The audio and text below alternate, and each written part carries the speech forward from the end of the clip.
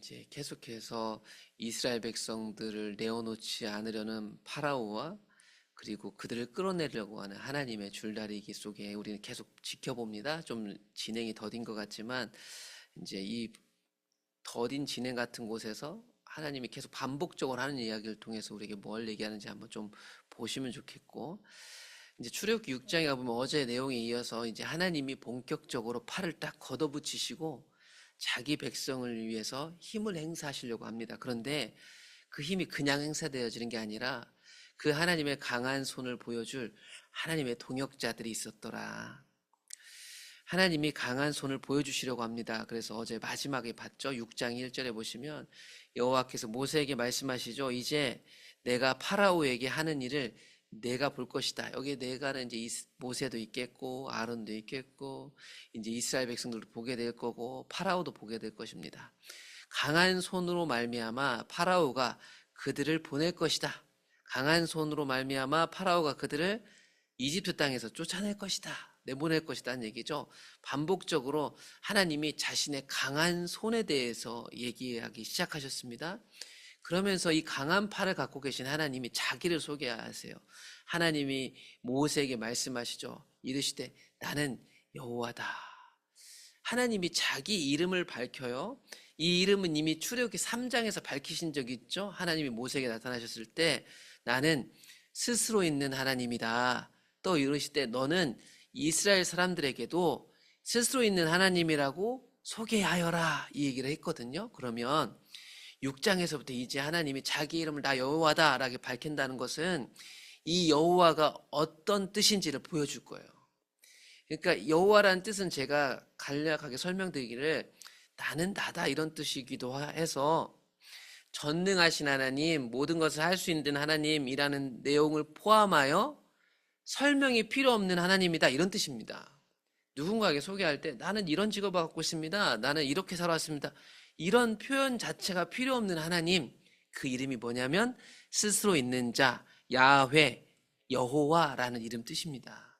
그거를 보여주겠다는 거예요. 이제 그 이름을 3절에 보시면 그래서 하나님이 이렇게 얘기합니다. 창세기에 나왔던 그들의 조상 아브라함, 이삭, 야곱에게 전능하신 하나님으로 나타나긴 했지만 나의 이름을 여호와로는 그들에게 알리지 아니하였다. 창세기에서도요, 뭐든지 할 수 있는 전지전능한 하나님으로 그들의 조상들에게 보여주셨지만 여호와라는 이름을 보여주신 적은 없다. 뭐 창세기에 여호와라는 성경 구절에 안 등장한다는 뜻은 아니에요. 근데 이들에게 이 여호와라는 이름이 구체적으로 어떤 것인지를 계시하진 않았다. 즉 이제 출애굽기를 통해 가지고 이스라엘 백성들을 구원해내시는 어마어마한 하나님, 그 여호와라는 이름을 이제 보여주시려고 하는 거예요. 그러니까 창세기에서 나타났던 하나님이 더 크게, 더 확실하게, 더 구체적으로 이스라엘 가운데 나타나 주실 거예요.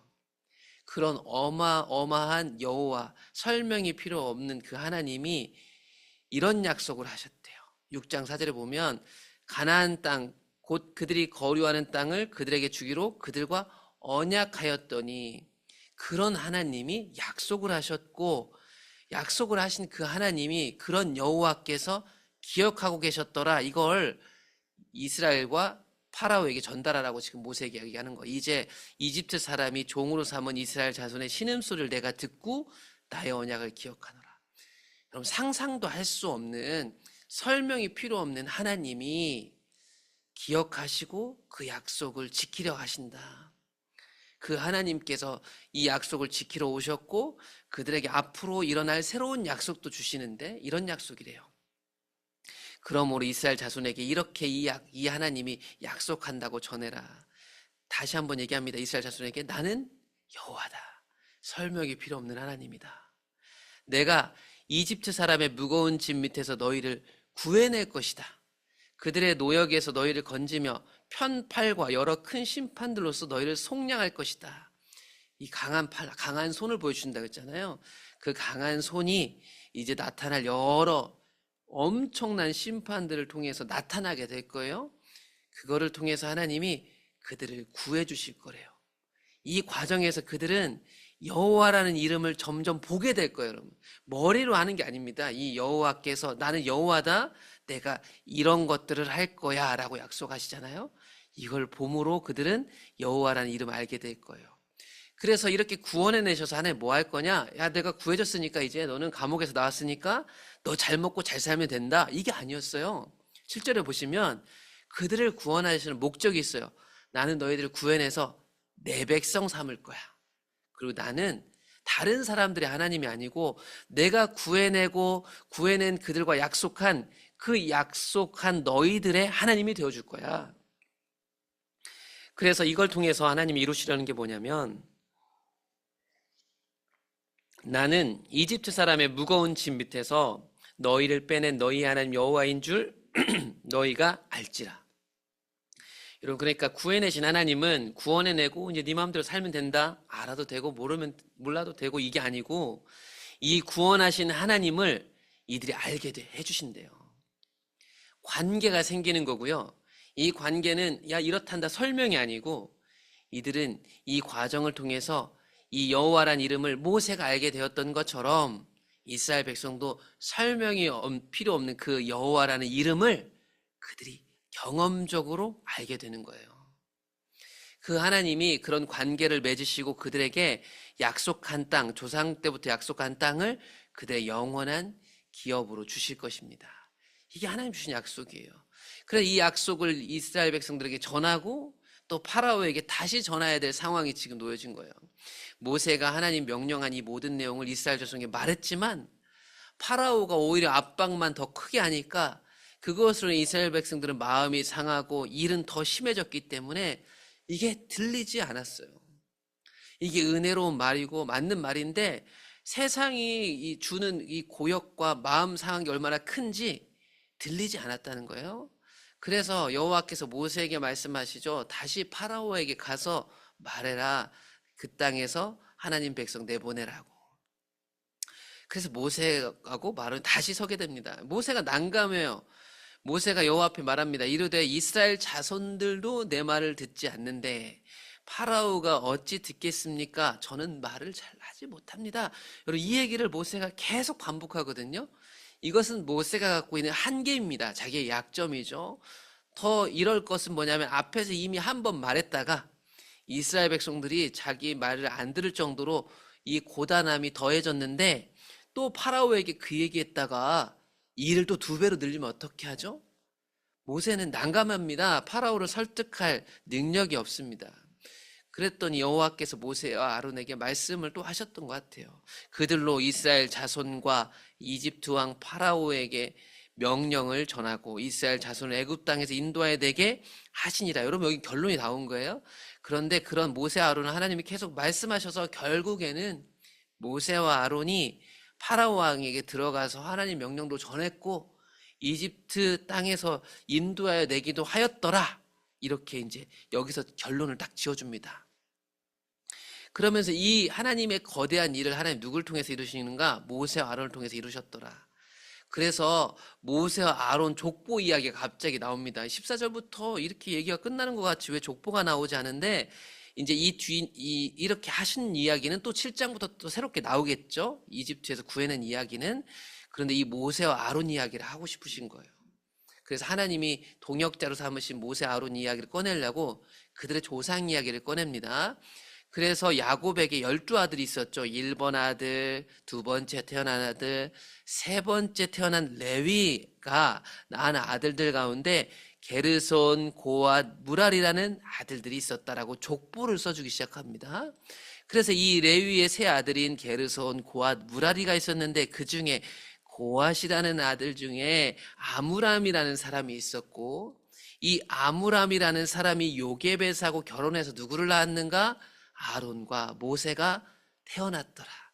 그래서 아론과 모세가 어떻게 태어났는지 족보를 써주는 거예요. 그리고 또한 아론의 후손들에 대한 족보도 써주는데 이건 왜 그러냐면 나중에 앞으로 이집트 탈출한 후로 하나님이 성막을 주시고 하나님 앞에 제사 곧 예배를 드릴 때 그걸 주관하는 사람이 아론의 아들들이 되니까 앞으로 등장할 제사장 가문까지도 소개하는 역할로 아론의 족보가 쭉 누구누구를 낳았다 이렇게 등장하게 되는 겁니다. 그러면서 이런 족보를 보여주는 이유는 아주 분명합니다. 여러분, 족보를 보여주고 나서 26절에 보시면 이스라엘 자손을 그들의 군대대로 무리대로 이집트에서 인도하라 하신 여호와의 명령을 받은 자는 바로 이 앞에 족보에서 본 아론과 모세였습니다. 이집트 왕 파라오에게 이스라엘 자손을 애굽에서 내보내라 말한 사람도 누구였다? 이 족보에 나오는 모세 아론이었다. 즉 하나님이 이 거대한 일을 하시는데 누구를 사용했는가? 이 모세와 아론을 사용하셨다. 하나님은 사람을 통해서 하나님 일을 이루신다. 정말 이해하기 어려운데요. 왜 나같이 우리같이 연약한 사람들을 통해서 복음을 열어가시고 하나님 뜻을 이루실까? 이해하기 어려운데 그 이해하기 어려운 일들을 하나님은 이미 구약시대 때부터 계속 해오고 계셨다. 28절에 가보면 또 똑같은 말이 나와요. 여호와께서 이집트 땅에서 모세에게 말씀하시던 날에 여호와께서 모세에게 말씀하시되 나는 여호와다. 그러니까 파라오 왕한테 가서 이 전황을 다 말해라. 모세가 얘기하죠. 또 얘기합니다. 하나님, 저는 말을 못한다니까요. 파라오를 설득할 수 있는 사람이 아닙니다. 이 두 가지가 부딪히면서 이제 6장 내용이 끝나요.